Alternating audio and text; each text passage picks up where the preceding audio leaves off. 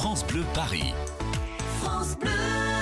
Yael Braun-Pivet est l'invité de France Bleu Matin. Noé da Silva, vous recevez la députée La République En Marche des Yvelines, présidente de la Commission des lois à l'Assemblée nationale. Madame la Présidente, bonjour. Bonjour. Merci d'être avec nous. Les députés ont voté donc la nouvelle loi contre le terrorisme. En quoi cette loi va nous protéger d'une attaque comme celle de Marseille dimanche ? Alors malheureusement, aucune loi ne peut nous protéger à 100% d'une attaque terroriste. Cette attaque a eu lieu alors que nous sommes sous l'état d'urgence. Et l'état d'urgence, s'il vise à nous protéger et s'il nous a permis de déjouer un certain nombre d'attentats, il ne nous a malheureusement pas permis de déjouer tous les attentats. Alors pourquoi voter une nouvelle loi ? Cette loi va nous permettre, d'une part, de sortir de l'état d'urgence, tenant compte de cet état de fait. Nous avons des attaques terroristes en France qui sont installées de façon pérenne. Donc nous devons avoir un dispositif législatif qui nous permet de lutter le plus efficacement possible contre ces attaques qui sont pérennes et donc qui vont nous permettre de sortir de l'état d'urgence. Justement, vous dites sortir de l'état d'urgence. Vos opposants vous reprochent de pérenniser le statut exceptionnel de l'état d'urgence. Ça n'est pas exact. La loi est très circonscrite aux actes terroristes, alors que l'état d'urgence permettait d'englober beaucoup plus de faits. Par ailleurs, nous n'avons transposé aucune mesure de l'état d'urgence de façon très mécanique. Nous avons adapté toutes les mesures pour tenir compte, d'une part, des exigences de sécurité et d'opérationnalité de ces mesures, et d'autre part, des exigences de protection des libertés des citoyens français. Comme les assignations à résidence ?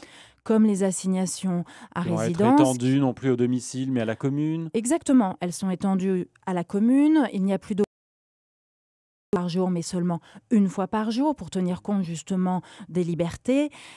Elles sont également limitées dans la durée, alors qu'elles pouvaient être illimitées sous l'état d'urgence. Et là, nous avons adopté en commission des lois une disposition qui indique qu'elles seront limitées au maximum à 1 an. Mais par exemple, l'assignation à résidence, l'été, pas cet été, l'été dernier, il y a eu un prêtre qui a été égorgé.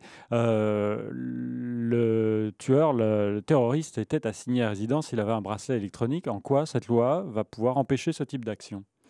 Comme je vous le disais initialement, malheureusement, la loi ne peut pas empêcher 100% des actes terroristes. Elle vise vraiment à essayer de doter nos services et nos forces de police et de gendarmerie des meilleurs outils pour travailler de façon efficace. Mais malheureusement, le risque zéro n'existe pas. L'opération Sentinelle, qui a été efficace dimanche, puisqu'elle a peut-être sans doute empêché d'autres actes. Il y a eu tout de même 2 personnes de tuées. Cette opération Sentinelle, qui est une opération de police, alors que ce sont des militaires, peut-elle tenir encore longtemps ? Il le faut malheureusement, compte tenu de cette menace qui s'est rappelée à nous encore dimanche dans des circonstances dramatiques. Nos soldats font un travail formidable et qu'il faut saluer parce que c'est vraiment difficile, mais ils sont efficaces et il va falloir qu'ils restent mobilisés pour assurer la sécurité de tous. Yael Braun-Pivet, êtes-vous gêné par la suppression de l'ISF et cette image d'un gouvernement pour les riches ?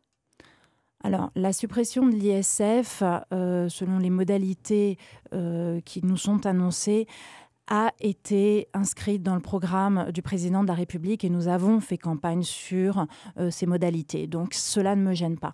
Après, il faut faire très attention aux signaux qu'on envoie, mais aux signaux qu'on envoie d'une part aux personnes qui sont fortunées et qui seraient incitées à quitter le territoire français, et ça n'est pas une bonne chose, et également aux signaux qu'on envoie à la population qui ne doit pas considérer que nous souhaitons favoriser telle ou telle personne en France, ce qui n'est absolument pas le cas. Est-ce que vous faites partie des députés qui veulent amender du coup ce projet de loi de finances, notamment avec la taxation des objets dits ostentatoires, les yachts de luxe, les voitures de luxe ?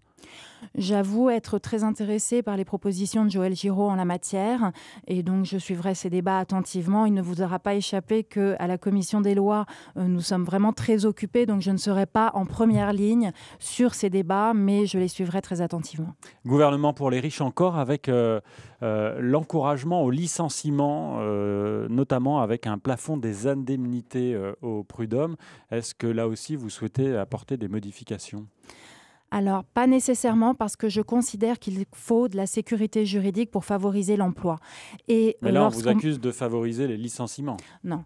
Favoriser l'emploi, ça veut dire permettre à un employeur d'embaucher sans qu'il puisse craindre un jour de devoir licencier dans des conditions qu'il ne maîtriserait pas. Et l'emploi, c'est bon pour tous et c'est bon surtout pour ceux qui n'ont pas d'emploi aujourd'hui et donc pour les personnes qui sont les plus à l'écart de l'activité et qui sont démunies aujourd'hui. Donc non, je pense que toutes ces politiques qui visent à relancer notre économie et à relancer l'emploi en France sont des politiques qui sont là pour tous. Yaël Braun-Pivet, vous êtes députée La République En Marche des Yvelines, élue donc en Île-de-France. On parle beaucoup d'une nouvelle gouvernance, d'une nouvelle réorganisation de notre région avec la métropole du Grand Paris, peut-être la suppression des départements de la Petite Couronne. C'est ce que craint notamment le président du conseil départemental du Val-de-Marne. Emmanuel Macron devrait faire des annonces ce mois-ci ou en début de mois prochain. Vous, quelle gouvernance souhaitez-vous ? Écoutez, tout est en débat aujourd'hui. C'est des sujets qui sont très compliqués, très complexes et je pense qu'il ne faut pas les aborder sous un angle qui pourrait être trop rétréci, mais plutôt globalement dans une appréhension sur le territoire national globalement, ainsi que en matière de justice, par exemple, pour tout ce qui va être les réformes des cartes territoriales des tribunaux. Donc vraiment, ce sont des sujets qu'il faut... Mais par exemple, vous êtes élu des Yvelines. Est-ce que ça vous gêne la suppression des départements de la Petite Couronne ? Val-de-Marne, Seine-Saint-Denis, Hauts-de-Seine. Je sais qu'il y a aussi d'autres dossiers sur la table, donc je ne me prononcerai pas aujourd'hui sur ces questions qui ne sont pas abouties. Merci beaucoup Yaël Braun-Pivet, députée de La République En Marche, d'être venue pour la première fois sur France Bleu Paris. J'espère à très bientôt. Je vous souhaite une bonne journée. Vous pourrez retrouver cette interview en vidéo sur francebleu.fr. Merci à vous. Merci.